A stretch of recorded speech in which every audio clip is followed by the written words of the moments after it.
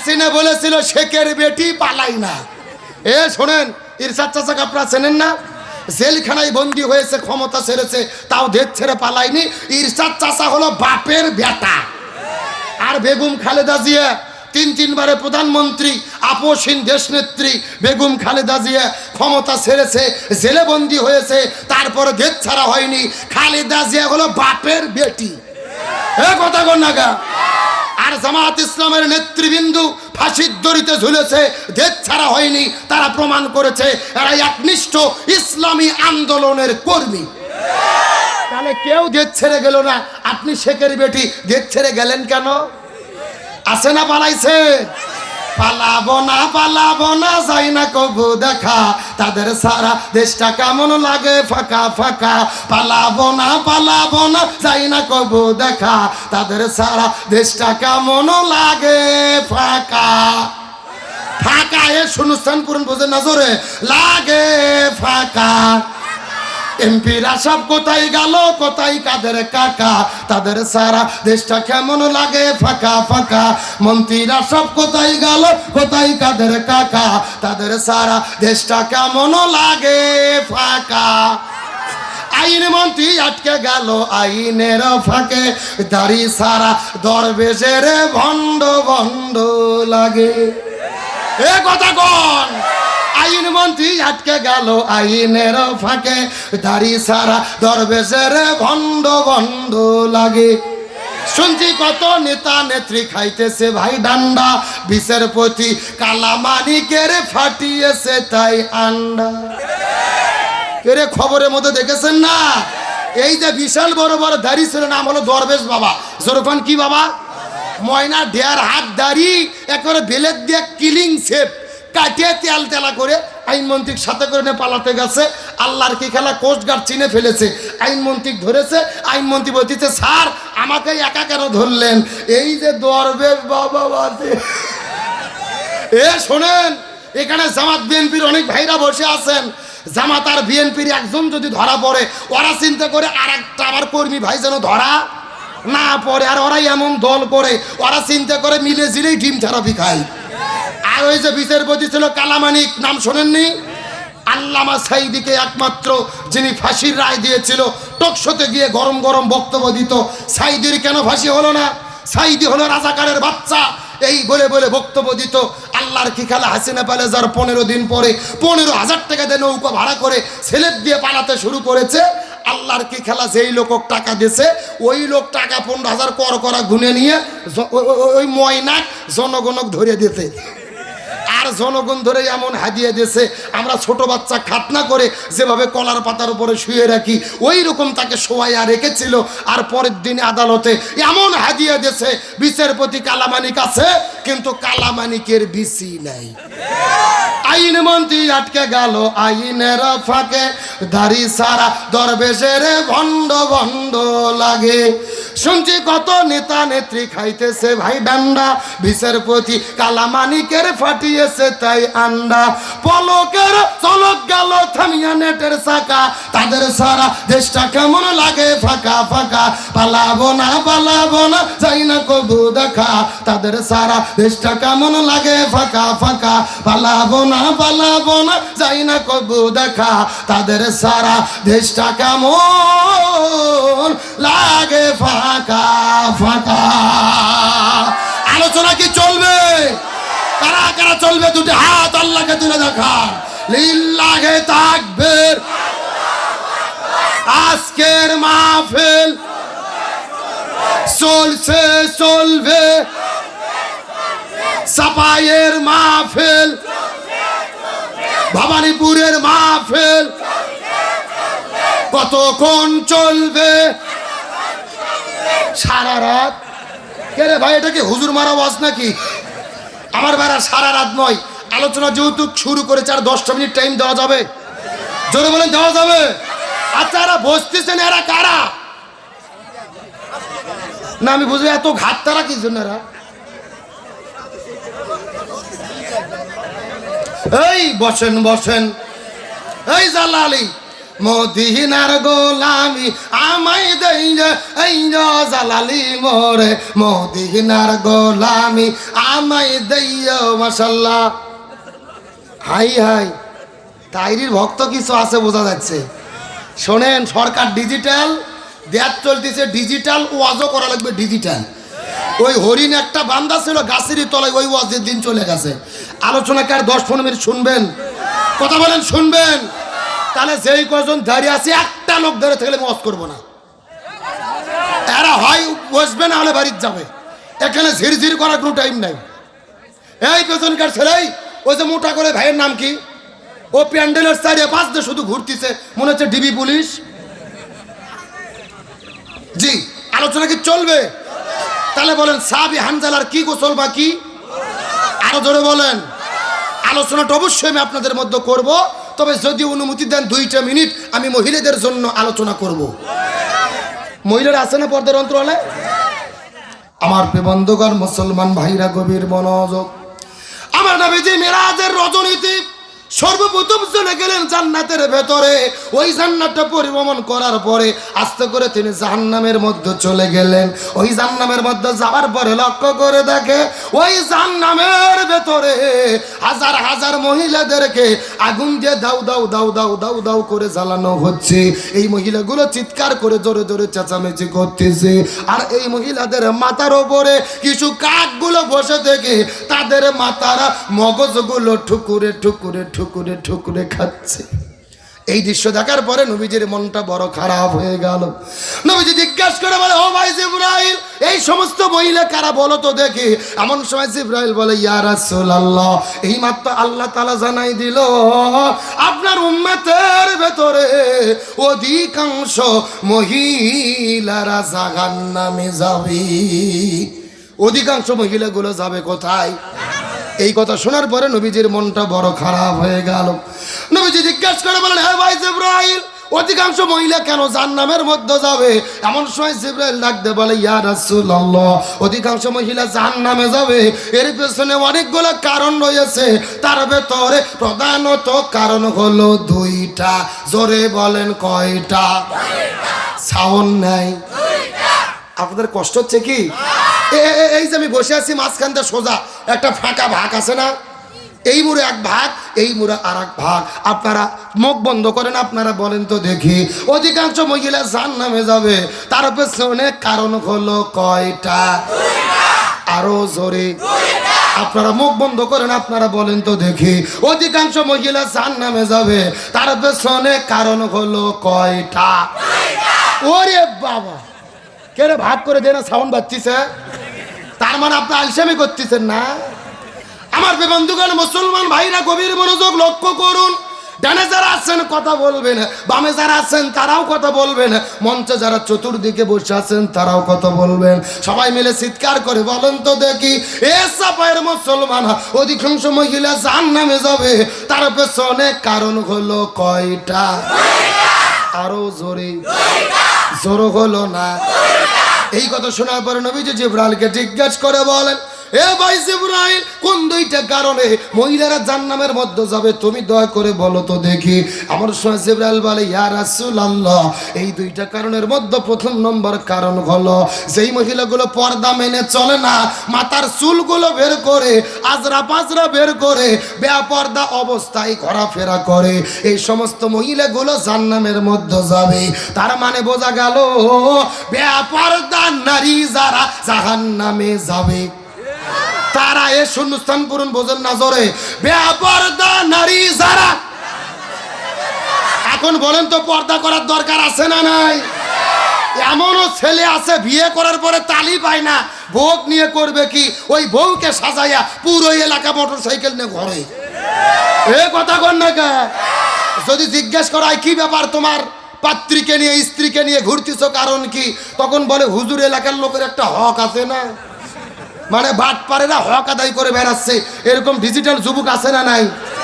আমি স্যালুট দেই, ধন্যবাদ দেই বর্তমানে বাংলাদেশের 24-এর গণ অভ্যুত্থানের অকুত ভাই সেনানায়ক আমাদের প্রিয় ভাই সার্জিস আলমকে।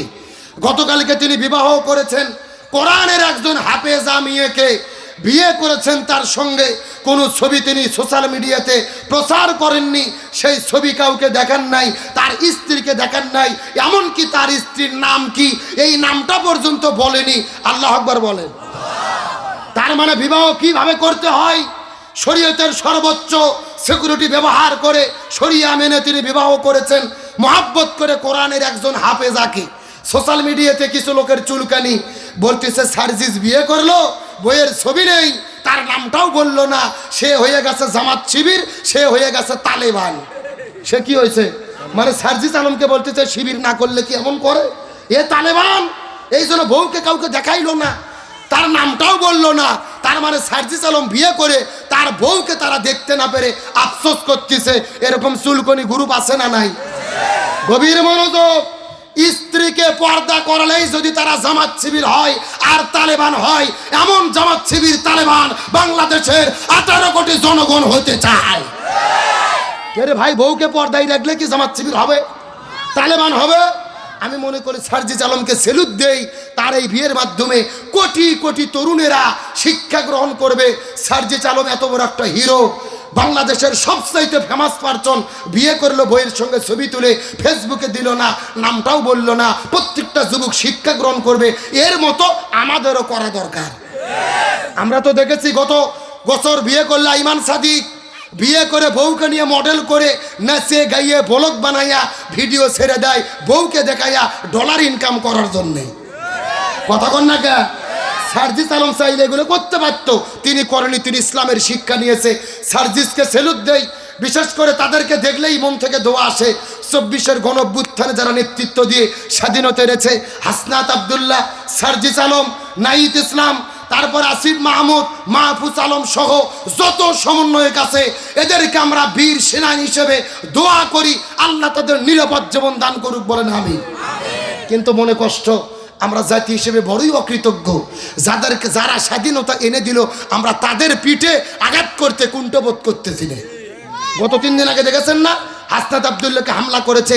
ভালো করে জেনে রাখবেন, ভালো মানুষের যদি আমরা দাম না দেই, ভালো মানুষ আর বাংলাদেশে জন্মাবে না। আমরা যদি ভালোর মূল্যায়ন না করি, আর ভালো জন্মাবে না। তাহলে বলেন পর্দার দরকার আছে না নাই? সার্জিসকে সেলুট দেই, ধন্যবাদ দেই, পর্দার ভেতরে তার স্ত্রীকে বিয়ে করার জন্য। তাহলে চিৎকার করে বলেন বেপর্দা নারী যারা। কে রে ভাই, পর্দার মিছিল করলে কি গুণ হবে? এমন সাউন্ড দেবেন মহিলা প্যান্ডেল যেন পার হয়ে যায়। রাজি আছেন? এ জোরে বেপর্দা নারী যারা, আরো জোরে বলেন বেপর্দা নারী যারা। এখন বলেন তো দেখি, বাংলাদেশের মধ্যে বেপর্দা নারী আছে না নাই? আমি কি কিছু বলবো?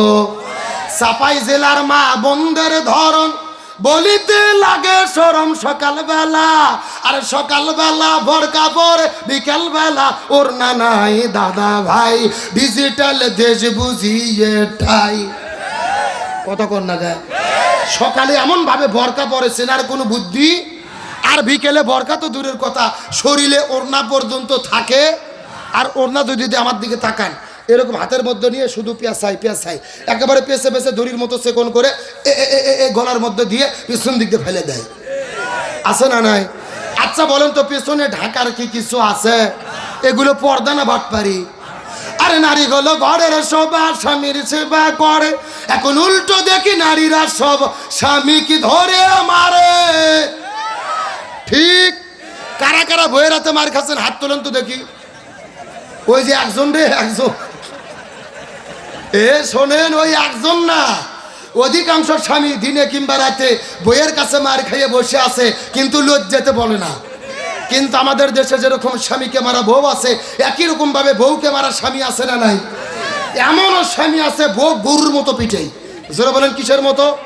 হাতের মধ্যে একটা লাঠি নিয়ে ভোগ মারা শুরু করছে, বলছে তুই আব্বা না বলা পর্যন্ত তোর মায়ের বন্ধ হবে না। বৌমার সহ্য করতে না পারে বলছে আব্বা। পরের দিন ওই শয়তান হুজুরে ফোন দিয়ে বলতেছে, হুজুর বউ তো আব্বা বলছে, ফতুয়া কি? আমি বললাম ফতুয়া পরে, আগে তোর বাটাম ফাটাতে হবে। তার কারণ বলেন তো, বউ কি মারা যাবে? হ্যাঁ, কে বলে মারা যাবে না? বউকে কখন কখন মারা যাবে আমি কি বলবো? আমার দিকে তাকান। বউ যদি শরীয়ত বিরোধী কাজ করে, ইসলাম বিরোধী কাজ করে, জেনা ব্যভিচার করে, তখন বউকে মারা যাবে। এখন মারবেন কই কই? আমার দিকে তাকান। মাথা বাত, মুখ বাত, পেট বাত, পিঠ বাত, কোমর বাত, মাজাবাত, হাঁটুর থেকে শুরু করে নিচ পর্যন্ত। কথা কি বুঝেছেন? আর যেই ভেদ দিয়ে মারবেন এই ভেতের পরিমাপ হবে 1 বিঘের অর্ধেক, মানে হলো 1 মুষ্টি। এই ওয়াজ আমি গত বছর গাইবান্ধা জেলাতে করেছি। একটা যুবক লাফ দিয়ে উঠে বলতেছে, হুজুর 1 মুষ্টি ধরবো কি আর মারবো কি? তখন আর একজন বলতেছে, হুজুর ধরার পরে যদি কোনো মতো মাথা বার হয়ে থাকে ওই মাথা দিয়ে ঘুঁত দেবো হুজুর। এইরকম বাটপার আছে না নাই? ও তাও ভোগ মারবে। এখন বলেন তো ভোগ মারলে কি বউ ঠিক হবে? না, এই জন্য বউদেরকে মারে নয়, বউদের ভালোবাসা দিয়ে সোনা ময়না কলজে টিয়ে পাখি বলে আপন করতে হবে। জোরে বলেন সুবহানাল্লাহ। এইবার মেয়ে মানুষ যা খুশি হয়েছে ভাই, যেই রকম হুজুরি তো দরকার। তাহলে চিৎকার করে বলেন বেপরদা নারী যারা, এ তোমরা বিয়ে করোনি কারা কারা একটু হাত তোলো তো দেখি। মাশাআল্লাহ, লিল্লাহি তাকবীর। হাত নামাও। শোনেন, এই যুবকদের কিছু মনের কষ্টের কথা আমি বলি। আপনাদের এই যে এলাকায় যত দুর্ঘটনা ঘটে, আপনার মেয়ে যদি পর্দা করত, আমার মেয়ে যদি পর্দা করত, এই ছেলেরা ডিস্টার্ব করা তো দূরের কথা, একটা মিস কলও দেওয়ার সুযোগ পেত না। কিন্তু আপনি যখন আপনার মেয়েকে বেপর্দা করে ছেড়ে দিয়েছেন, তখন এদের ভেতরে ঘরণী ব্যারাম শুরু হয়েছে। আমার দিকে তাকান। শোনেন, আপনাদের চাপায় কি শুটকি মাছ পাওয়া যায়? একটু কথা বলেন, শুটকি মাছ পাওয়া যায়? আপনাদের এই গ্রামের এই যে ভাইক সবাইকে চেনেন, নাম কি? ইসরাফিল আলম ভাই। শোনেন, এই ভাই 1 কেজি শুটকি মাছ কেনার পরে পাতিলের মধ্যে রাখে, এটা কিন্তু সত্যি ঘটনা না, বুঝানোর জন্য বলতেছি। 1 কেজি শুটকি মাছ কিনে পাতিলের মুখ খোলা রেখেছে, ঘরের দরজাও খোলা রেখেছে। বোঝা যাচ্ছে কথা? বাড়ির পাশ দিয়ে একটা বিড়েল যাচ্ছিলেন, বিড়েলের নাকে শুটকি মাছের গন্ধ লাগছে, এক দৌড়ে ঘরের মধ্যে যায়, দেখে ঘরের দরজা খোলা, পাতিলের মুখও খোলা। ওই বিড়েল শুটকি মাছ খাওয়া শুরু করেছে। ইসরাফিল ভাই বিড়েলটিকে ধরে এমন মার দিয়েছে, বলছে আগামীকালকে আবার যদি শুটকি মাছ খাইতে আমার বাড়িতে ঢুকিস তোকে জবে করে শেষ করে দেব। এই বলে বিড়ালটিকে ছেড়ে দিয়েছে। পরের দিন আবার শুটকি মাছ কিনে এনে পাতিলের মুখও খোলা, ঘরের দরজাও খোলা। আগের দিনের বিড়াল পরের দিনে ওই বাড়ির পাশ দিয়ে যদি যায় আর নাকে যদি শুটকি মাছের গন্ধ লাগে, বাড়ির মধ্যে যাবে কি যাবে না? আরো জোরে বলেন, যাবে কি যাবে না? তার মানে শুটকি মাছের যদি নিরাপত্তা দিতে চান, পাতিলের মুখ বন্ধ করতে হবে, ঘরের দরজা বন্ধ করতে হবে। আর মহিলাদের যদি নিরাপত্তা দিতে চান, ইফটিজিং এর আইন দিয়ে কোনো লাভ হবে না, মহিলাদেরকে পর্দার ভেতরে ঢুকাতে হবে। আর মহিলাদের পর্দার বিধান না করে যুবকদের র্যাব পুলিশ বিজিবির ভয় দেখাইয়া কোনো লাভ। ওই বিরেলো যা যুবকরাও তা। বেপর্দা নারী দেখলেই মাথা নষ্ট হবে। এটা নিজের নয়, ব্যক্তিগত, আল্লাহ প্রদত্ত। নারী স্বামী স্ত্রী বাদ দেন, নারী পুরুষ দেখা দেখি হলে আকর্ষণ হবে, এই জন্যই তো পর্দার বিধান। আমার কথা কি বুঝেছেন? তাহলে মহিলাদেরকে একমাত্র নিরাপত্তা দিতে পারে কিসের বিধান? পর্দা। মুরব্বি মুরব্বি মুরব্বি, আচ্ছা ছেড়ে দেন, আবার বেশি চাপ লাগলে কাপড় নষ্ট করতে পারে। তাহলে জোরে বলেন বেপর্দা নারী যারা। আমার প্রিয় বন্ধুগণ, মুসলমান ভাইরা গভীর মনোযোগ লক্ষ্য করেন। এই কথাটা শোনার পরে আমার নবীজি জিব্রাইলকে জিজ্ঞেস করে বলে, ও ভাই জিব্রাইল, তুমি তো বললা 2টা কারণে মহিলারা জান্নামের মধ্যে যাবে। এর মধ্যে 1 নম্বর হলো বেপর্দা নারী, 2 নম্বর কারা জান্নামের মধ্যে যাবে বলো তো দেখি। জিব্রাইল বলে, ইয়া রাসূলুল্লাহ, 2 নম্বর হলো ওই মহিলাগুলো যেই মহিলাগুলো স্বামীর খেদমত করে না, স্বামীর কথা মতো চলে না, স্বামীর আনুগত্য করে না, এই মহিলাগুলো জান্নামের মধ্যে যাবে। তার মানে বোঝা গেল স্বামীর অবাধ্য স্ত্রী যারা জাহান্নামে যাবে। আমার কথা কি বুঝতেছেন? জোরে, বেপর্দা নারী যারা, স্বামীর অবাধ্য স্ত্রী যারা। আচ্ছা, স্বামীর কথা শোনে না, এইরকম বউ কি আপনাদের এলাকাতে নাই? কার কার বউ কথা শোনে না হাত তোলেন তো দেখি। না, এলাকার সব বউ হলো রাবিয়া বসরি। আমার দিকে তাকান, শোনেন, চাঁপাইনবাবগঞ্জ জেলার খবর আমার কাছে আছে। যেই স্বামী বউয়ের কথা মতো চলে, ওই বউ বলে আমার স্বামী সোনা ময়না কলজে টিয়ে পাখি, এর মতো ভালো স্বামী দেশত নাই। আর যেই স্বামী বউয়ের কথা মতো চলে না, ওই বউ স্বামীকে বাড়িতে রেখে বাপের বাড়ি চলে যায়। এইরকম ডিজিটাল বউ আছে না নাই? তার মানে ওরা নিজেরা রাষ্ট্রপতি সেজে স্বামীকে চালাতে চায়, কিন্তু স্বামীর অধীনে চলতে চায়। কিন্তু বলেন তো দেখি, পরিচালক কি স্বামী হবে নাকি স্ত্রী হবে? এ সাফার মুসলমান, গভীর মনোযোগ লক্ষ্য করুন। আল্লাহর কোরআন বলেছে, রিজালু কাওয়ামুনা আলান নিসা, পরিচালক কোন স্ত্রী হতে পারবে না, পরিচালক হতে হবে পুরুষদেরকে। হুকুম কার? রসুল বলেছেন যেই পরিবারের প্রধান নারী হয় ওই পরিবার পৃথিবীতে জাহান্নাম, আর যেই দেশের রাষ্ট্রপ্রধান নারী হয় ওই দেশে কখনো শান্তি আসতে পারে না। এই যে মনে আফসোস লাগে, 1 মাস আগে আমেরিকাতে নির্বাচন হলো, আমার দিকে তাকান, আমেরিকার যিনি রাষ্ট্রপতি হয়েছে আদা পাগলা ডোনাল্ড ট্রাম্প। জনগণ কি পাগলা? আদা পাগলা ডোনাল্ড ট্রাম্প। এর বিরুদ্ধে ভোটে দাঁড়িয়েছিল বিশ্ব সুন্দরী কমলা হ্যারিস। ওর দল বলেছিল তোমরা ডোনাল্ড ট্রাম্পকে কেউ ভোট দিও না, ও আদা পাগলা। আমেরিকার লোক আদা পাগলা ডোনাল্ড ট্রাম্পকে ভোট দিয়ে রাষ্ট্রপতি বানাইছে, কমলা হ্যারিসকে ভোট দেয়নি। ওরাও প্রমাণ করেছে আদা পাগলা ডোনাল্ড ট্রাম্প ভালো, তাও বিশ্ব সুন্দরী কমলার জ্বালা ভালো না। কে রে? আমেরিকার লোক ইহুদি খ্রিস্টান হয়ে বুঝলো, আর আমরা 90% মুসলমান 54 বছর ধরে বুঝলাম না। আমরা ঘুরে ফিরে নারীর হাতে ক্ষমতা তুলে দিলাম। জোরে বলেন, জোরে বলেন। এই জন্য রসুল বলেছেন রাষ্ট্রের প্রধান হতে হবে পুরুষদেরকে। এই জন্য আজকের প্রোগ্রাম থেকে ঘোষণা করি আগামীতে আর কোন নারীকে প্রধানমন্ত্রী দেখতে চাই না, আগামীতে পুরুষকে প্রধানমন্ত্রী দেখতে চাই। আগামীতে কারা কারা পুরুষদের প্রধানমন্ত্রী দেখতে চান দুটি হাত আল্লাহকে তুলে দেখা দেন। একজন তাকবীর দেন দেখি।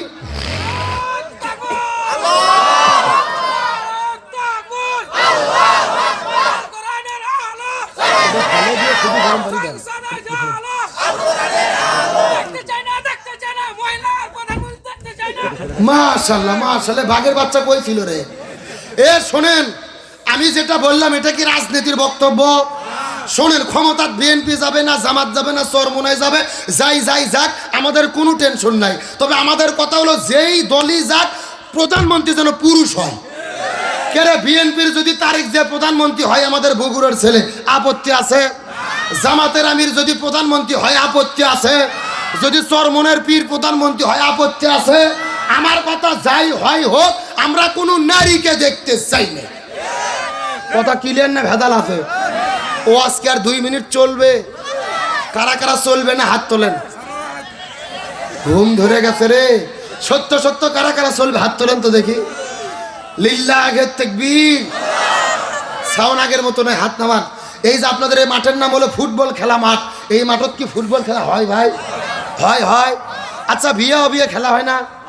এক পাশে যারা বিয়ে করছে তারা, আর এক পাশে যারা বিয়ে করেনি তারা, এরকম খেলা হয় না? এখন একটা তাকবীর দেবো, প্রথমে তাকবীর দেবে যারা বিয়ে করেনি তারা, তারপরে তাকবীর দেবে যারা বিয়ে করেছে তারা। কাদের সাউন্ড বেশি দেখার দরকার আছে না নাই? প্রথমে হাত উঠো অবিবাহিত কারা কারা দেখি। লিল্লাহে তাকবীর। হাত নামাও। এখন যারা যারা বিয়ে করছেন, বড় ভাই ইসরাফিল ভাই মুরব্বী, যারা যারা বিয়ে করেছেন সব হাত তোলেন। যারা যারা বিয়ে করেছেন, জি যারা যারা বিয়ে করেছেন, লিল্লাহে তাকবীর। ইসরাফিল ভাই সাউন্ড কোনটা বেশি? আপনারা বিয়ে করছেন এই জন্য বলতেছেন নাকি? আসলে বিয়েদের সাউন্ডের কারণ হলো বিয়েলাদের সংখ্যা বেশি। এখন বিয়ে অবিয়ে সবাই মিলে 60 যদি একটা তাকবীর দেয়, সাউন্ড কম হবে না বেশি হবে? সবাই মিলে এমন একটা তাকবীর দেবো আশেপাশে কোনো সার পোকা, তেলা পোকা, উই পোকা, ইসলাম বিদ্বেষী শক্তি যদি থাকে ওদের অন্তরে যেন কাঁপনি সৃষ্টি হয়। রাজি আছেন? রাজি আছেন? দেখি সবাই টান টান হাত তুলেন দেখি সবাই। হ্যাঁ সবাই হাত তুলেন দেখি। হ্যাঁ হাতগুলো একটু নাড়াচাড়া করেন। সুমন ভাই কয়েকটা ছবি নিন, হাত তুলেন। হ্যাঁ এখন হাতগুলো মুষ্টি করেন, মুষ্টি একটু গলা খাকার দেন দেখে। লিল্লাহে তাকবীর। আল কোরআনের আলো, আল হাদিসের আলো, দুনিয়ার মুসলিম ইসলামের শত্রুরা, কোরআন আছে যেখানে, হাদিস আছে যেখানে, আল কোরআনের আলো সংসদে জালো, সারা বাংলায় জালো, সারা বিশ্বে জালো, দুনিয়ার মুসলিম ইসলামের শত্রুরা, লিল্লাহে তাকবীর। আলহামদুলিল্লাহ, আমার কলিজা ঠান্ডা হয়ে গেছে। রাত বাজতেছে 12টা 13 মিনিট, আর আপনাদের চোখের দিকে চাইয়ে মনে হচ্ছে সন্ধ্যে 7টা বাজে। কথা কথা রাত 12টা কখন পার হয়ে গেছে আমরা বুঝতেই পারিনি। কমিটি আমাকে বলেছিল 12টা পর্যন্ত ওয়াজ করতে, অলরেডি 13 মিনিট গেছে, আর 2 মিনিট কি টাইম দেওয়া যাবে? দেওয়া যাবে, কিন্তু এরা কথা শুনলো না রে। এরা কারা রে? ওয়াজ শুনবেন? দেখি পেছনে যে বসেন তো দেখি, এই যা বসেন। কে রে? হুজুরকে, হুজুরকে রে? নাইম ভাই চলবে? আসেন, মঞ্চতে আসেন। হ্যাঁ যাই বসেন দেখি। শোনেন, ওয়াজ আরো করতাম, যেহেতু 3 দিন মাহফিল, আবার আগামীকাল আছে, পরের দিন আছে। আমি যদি শেষ দিন হতাম একবারে ফজর পর্যন্ত চলতো। এখন প্রথম দিন কি করবেন? জি আসেন, আমার দিকে লক্ষ্য করেন। জি প্যান্ডেল ফলঙ্কিত অর্থ টাকা পয়সা দোয়া হবে, দোয়া পরে ওয়াজ হয়নি। বসেন আপনি, কালেকশন করবেন কি? কোনো কালেকশন নাই, বসেন, ওয়াজ হবে আর 5 মিনিট হবে। বসেন, চিৎকার করে বলেন সাহাবী হানজালার কি গোসল বাকি? এ লাল চাদর কে রে? এ হলুদ ভাই বসেন। এই ছেলে বসো দেখি।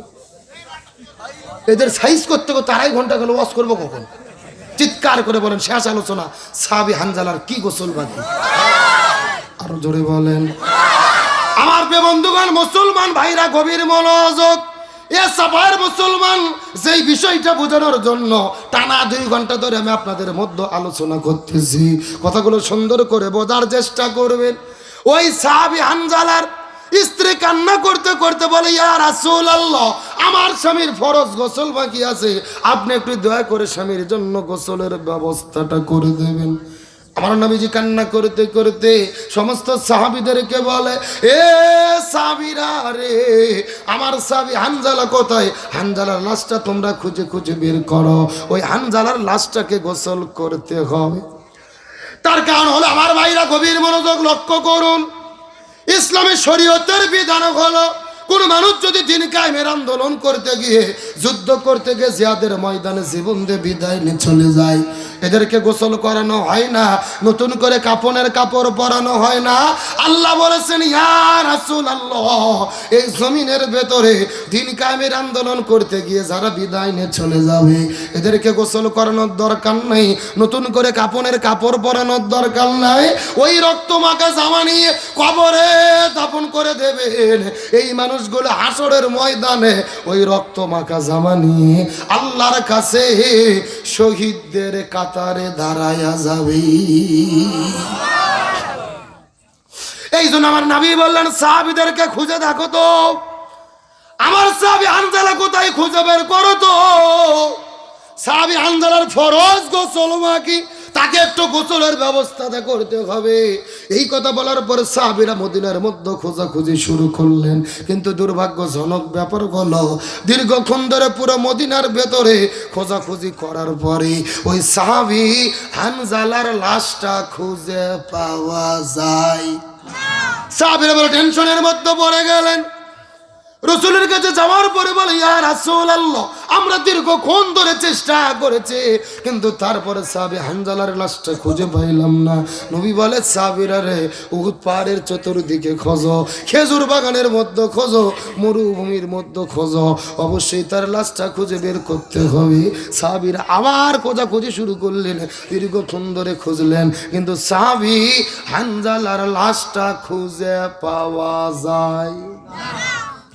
আমার নবীজি টেনশন করতে করতে নামাজের সিজদায় চলে গেছেন। নবীজি নামাজ পড়তে পড়তে মনে মনে চিন্তা করে, আমার চাচা হানজালা ফরজ গোসল বাদ দিয়ে জিহাদের ময়দানে এসেছিল, আল্লাহ মনে হয় তার উপরে রাগান্বিত, এই জন্য তার লাশটা খুঁজে পাওয়া যায় না। নবীজি নামাজ পড়তে পড়তে নামাজের সিজদায় চলে গেলেন। নামাজ পড়তে পড়তে নবীজি দেখে আকাশ থেকে ঝড় করে বৃষ্টি পড়তেছে। নবীর টেনশন আরো বেড়ে গেল, আকাশের মধ্যে মেঘ নেই, কোথায় থেকে বৃষ্টি পড়ে। আমার নবীজি যখন আবার সিজদায় চলে গেলেন, হাউমাউ করে করে করে করে করে করে করে করে কান্না করা শুরু করলেন। কিছুক্ষণ পরে আল্লাহর পক্ষ থেকে জিবরাইল আসার পরে বলে, ইয়া রাসূলুল্লাহ, আপনি টেনশন করবেন না, আপনার চাচা হানজালা বাসর ঘরের মধ্য থেকে সুন্দরী বউ বাসর ঘরে রেখে তরোয়াল হাতের মধ্যে নিয়ে ওদের প্রান্তরে দৌড়ে চলে এসেছিল। যুদ্ধ করতে করতে দিন কায়েমের আন্দোলন করতে করতে হানজালা শহীদ হয়ে বিদায় নিয়ে চলে গেছে। আল্লাহ হানজালার উপরে এত বেশি রাজি খুশি হয়ে গেছে রে, আল্লাহ আরশে আজিম থেকে জান্নাতি ফেরেশতা পাঠায়া হাউজে কাউসার আর জমজমের পানি দিয়ে ওই সাহাবী হানজালার গোসলের ব্যবস্থাটা করে দিয়েছি। লিল্লাহ তাকবীর। ওগো নবী, আপনি টেনশন করবেন না, আপনার চাচা হানজালা বাসর ঘরে বউ রাখার পরে যুদ্ধের ময়দানে আসার কারণে আল্লাহ এত বেশি রাজি খুশি হয়ে গেলেন। আল্লাহ তাআলা জান্নাত থেকে ফেরেশতা পাঠায়া তার জন্য গোসলের ব্যবস্থাটা করেছে। নবী সিজদা থেকে মাথা তোলার পরে মুস্কি মুস্কি মুস্কি মুস্কি হাসা শুরু করলেন। স্ত্রী ডাকতে বলে, গো ইয়া রাসূলুল্লাহ, কিছুক্ষণ আগে আপনি কান্না করলেন, এখন আবার কেন আপনি হাসাহাসি করেন? রাসূল ডাকতে বলে, এ নববধূ, আমি নবী তুমি নবী না, আমি যা জানি তুমি তা জানো না, আমি যা দেখি তুমি তা দেখো না, তুমি তা দেখো না, দেখতেও পারবা না। কিছুক্ষণ আগে জিবরাইল আল্লাহর পক্ষ থেকে আমার কাছে এসে বলে দিয়ে গেল, তোমার স্বামীর উপরে আল্লাহ এত বেশি রাজি খুশি, জান্নাতি ফেরেশতা দিয়ে তোমার স্বামীর জন্য আল্লাহ গোসলের ব্যবস্থাটা করেছি। এই কথা বলার পর আমার নবী যে সিজদা থেকে ওঠার পরে লক্ষ্য করে দেখ, ওই আসমানের মধ্য থেকে একটা সাদা পোশাকধারী একদল একটা খাটুনির মধ্যে লাশ নিয়ে হাসতে হাসতে নারাই তাকবীর আল্লাহু আকবার বলে বলে স্লোগান দিতে দিতে দিতে দিতে উদের প্রান্তরে নাজিল হল। আমার নবীজি মুস্কি মুস্কি হাসতে হাসতে আস্তে করে চলে গেলে খাটুনির কাছে যাওয়ার পরে দেখে ওই খাটুনির উপরে যে লাশটা দেখা যায়, ওই লাশের মধ্যে সাহাবী হানজালা ঘুম পাচ্ছে রে। আর তার পুরো চেহারার মধ্য থেকে মনে হচ্ছে জান্নাতি নূর চমকায়া চমকায়া বের হয়। আমার নবীজি লক্ষ্য করলেন মাথার দিকে তার চুলের মধ্য থেকে টপ টপ টপ টপ করে পানি পড়ে। নবীজির বুঝতে বাকি রইল না, কিছুক্ষণ আগে ফেরেশতারা গোসল করে দিয়েছে আর তার পানি এখন টপ টপ টপ টপ করে চুল বেয়ে বেয়ে পড়ে। এ চাপায়ের মুসলমান ভাইরা, এ ভবানীপুরের মুসলমানেরা, এই যে বিশাল একটা ঘটনা আপনাদের মধ্যে বললাম, এর পেছনে কারণটা কি? এই ঘটনার দ্বারা বোঝা গেল ওই যে সাহাবী হানজালা ফরজ গোসল বাদ দিয়েছিল, 3 ওয়াক্ত ফরজ নামাজ বাদ দিয়েছিল, কিন্তু দিন কায়েমের আন্দোলন করার কারণে আল্লাহ বড় রাজি খুশি হয়ে তার জন্য ফেরেশতা পাঠালো। এখান থেকে বোঝা গেল ফরজ গোসলের চেয়ে ফরজ নামাজের চেয়ে আল্লাহর কাছে বেশি প্রিয় হলো এই জমিনের ভেতরে কোরআন বিজয়ের জন্য লড়াই সংগ্রাম করা। এ সবার মুসলমান গভীর মনোযোগ। এই জন্য আল্লাহর কোরআন বলেন, অমাবস্যাই নাবিহি ইব্রাহিম ওয়া মুসা ওয়া ঈসা আন আকিমুদ্দিন ওয়ালা তাতাফাররাকু ফি। হে চাপার মুসলমান গভীর মনোযোগ, আল্লাহর বিপ্লবী ঘোষণা, মনোযোগ দিয়ে শোনো। এই পৃথিবীতে ইব্রাহিম, মুসা, ঈসা আলাইহিস সালাম যত নবী রাসূল প্রেরণ করেছি, সব নবী রাসূলের দায়িত্ব ছিল তারা যেন জমিনে দ্বীন কায়েম করে। তোমরাও যদি মুসলমান হও, আনা কিমুদ্দিন, এই জমিনে দ্বীন কায়েম করতে হবে। ওয়ালা তাতাফাররাকু ফি, এই ব্যাপারে কোনো মত পার্থক্য করা যাবে না। গভীর মনোযোগ। এই কোরআনের 82 জায়গার ভেতরে আল্লাহ বলেছেন আকিমুস সালাহ ওয়া আতুজ যাকাত, নামাজ কায়েম করো, যাকাত প্রদান করো। কিন্তু নামাজ আর যাকাতের ব্যাপারে ওয়ালা তাতাফাররাকু ফি, তোমরা দলাদলি করো না, এমন কথা আল্লাহ কোরআনে বলেনি। আল্লাহর কোরআন বলেছেন ওয়ালিল্লাহি আলান নাসি হিজ্জুল বাইত, যদি তোমাদের সামর্থ্য থাকে হজ করো, কিন্তু হজ করার ব্যাপারে ওয়ালা তাতাফাররাকু ফি, তোমরা দলাদলি করো না, এমন কথা আল্লাহ কোরআনে বলেনি। আল্লাহর কোরআন বলছে কুতিবা আলাইকুমুস সিয়াম, রমজান মাসে রোজাকে ফরজ করেছে, রোজা রাখো, কিন্তু রোজা রাখার ব্যাপারে ওয়ালা তাতাফাররাকু ফি, দলাদলি করো না, এমন কথা আল্লাহ কোরআনে বলেনি। কিন্তু আল্লাহ বলেছেন আন আকিমুদ্দিন, তোমরা দিন কায়েম করো, এই ব্যাপারে কোনো মত পার্থক্য করো না। তার কারণ আল্লাহ খুব ভালো করে জানে নামাজ, রোজা, হজ, যাকাত, জিকির, তাসবিহ এইগুলো নিয়ে বাংলাদেশে কোনো দলাদলি হবে না। যত দলাদলি হবে এই জমিনে কোরআন বিজয়ের আন্দোলন নিয়ে। আল্লাহর বক্তব্য কি মেলে? এই যে তাকান, এরকম বুড়ো মুরব্বী চাচা, বৃদ্ধ চাচা, মাথার টুপি, মুখের মধ্যে দাড়ি, সামনের কাতারে নামাজ পড়ে, নামাজ পড়তে পড়তে কপালত দাগ হচ্ছে, হজও করতে 6 বার। আপনাদের এলাকার একটা হুজুর ওই চাচাকে যে বলতেছে, চাচা বাংলাদেশ কোরআন দিয়ে চালাতে হবে, কোরআন দিয়ে বাংলাদেশ শাসন করতে হবে, তখন এই চাচা নামাজ পড়তে পড়তে লাফ দিয়ে উঠে বলতেছে, এই হুজুর রাজনীতি করে রে। কথা কন, কথা কন। তার কারণ ওর কাছে নামাজ রাজনীতি মনে হয় না, ওর কাছে হজ যাকাত জিকির রাজনীতি মনে হয় না, ওর কাছে কোরআনের রাষ্ট্র রাজনীতি মনে হয়। পরিষ্কার কথা, যার কাছে নামাজ রোজা হজ যাকাত ভালো লাগে, আল্লাহর জমিনে আল্লাহর দিন কায়েম ভালো লাগে না, এরাই হলো টাটকা মুনাফিকের গোষ্ঠী। তার কারণ মুনাফিকের সর্দার ছিল আব্দুল্লাহ ইবনে উবাই। মুনাফিকের সর্দার কেন হলো? রসুলের পিছে নামাজ পড়তো, মাথায় টুপি, মুখের মধ্যে দাড়ি, হজ করতে 3 বার। মুনাফিকের সর্দার হওয়ার পেছনে কারণ হলো 2টা। 1 নম্বর নবীর নেতৃত্ব মানেনি, 2 নম্বর জমিনে দিন কায়েমের বিরোধিতা করেছে। তার মানে যারা নামাজ রোজা হজ যাকাতকে ভালোবাসে, দিন কায়েমের বিরোধিতা করে, এই চাঁপাইনবাবগঞ্জ জেলার ভেতরে এরাও হলো মুনাফিকের উত্তরসূরি। সুতরাং আজকের প্রোগ্রাম থেকে পরিষ্কার করে বলি, আল্লাহর কাছে সবচেয়ে প্রিয় ইবাদত হলো এই জমিনে কোরআন বিজয়ের আন্দোলন করা। এই বাংলাদেশের স্বাধীনতার 54 বছর পার হয়ে গেছে, শান্তির জন্য জিকির করেছি, আমরা শান্তি পাইনি। সুতরাং আজকের আলোচনার ঘোষণা, এই বাংলার জমিনে সব দল দেখা শেষ, আগামীতে আলেমদের নেতৃত্বে কোরআনের বাংলাদেশ। সুতরাং বাংলাদেশে কোরআনকে বিজয়ী করার জন্য, কোরআনের শাসন কায়েমের জন্য ইসলামী আন্দোলনের কর্মী হয়ে কোরআন বিজয়ে কাজ করতে কারা কারা রাজি আছেন? 2টি হাত আল্লাহকে তুলে দেখা।